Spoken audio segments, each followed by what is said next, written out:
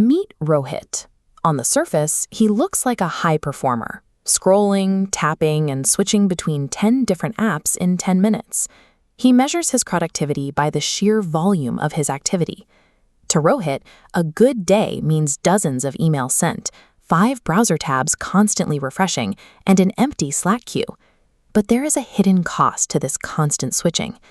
Every time he checks a notification, his brain has to expend energy to shut down one task and boot up another, leaving his cognitive processing stuck in a loop of starting and stopping. This leads to a specific kind of frustration. After sitting at his desk for 8 hours, Rohit realizes that while he was busy every second, he hasn't actually finished anything that matters. In the modern digital workspace, this kind of frantic motion is often just an illusion of progress. By 8 p.m., the adrenaline of the pings wears off, and Rohit is left with a profound sense of exhaustion. This isn't the satisfying tiredness of a job well done. It's distraction fatigue, the neurological drain caused by forcing the brain to context switch hundreds of times in a single afternoon. It was in this moment of burnout that Rohit realized his tools were working against him. The devices he thought were making him more efficient were actually the primary source of his fatigue. He saw that by allowing every notification to dictate his schedule, he had become the architect of his own professional stagnation. The following morning, Rohit tried a different approach. He cleared his desk of everything but the essentials for his most important task. The first step wasn't about willpower, it was about physics. He took his phone and moved it to another room, removing the visual and audible triggers that usually pulled him away from his work. This allowed him to attempt deep work, a state of concentration where you push your mental capacity to its absolute limit without the interference of outside noise. He committed to a single task. No checking email just for a second, and no switching tabs. If he was writing, he was only writing. He found that sustained focus is less about having a strong mind and more about building an environment where distraction is physically difficult to access. Once the friction of switching was removed, the work began to feel different. Instead of a series of jarring starts and stops, he entered a state of sustained flow.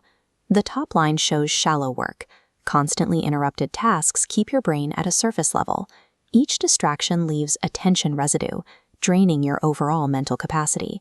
But on the lower line, eliminating interruptions lets your brain sink into the flow zone, compounding your cognitive capacity. This isn't just working harder, it's a qualitative shift in how you think. You're able to solve complex problems that are simply impossible to crack when you're distracted. This depth is where real professional value is created, making it the most effective way to beat the exhaustion of the busy workday. Rohit didn't just do this once, he made it a habit, and like any investment, the benefits of deep work began to compound.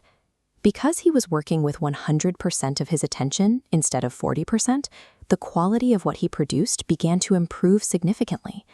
Seeing those results created a feedback loop.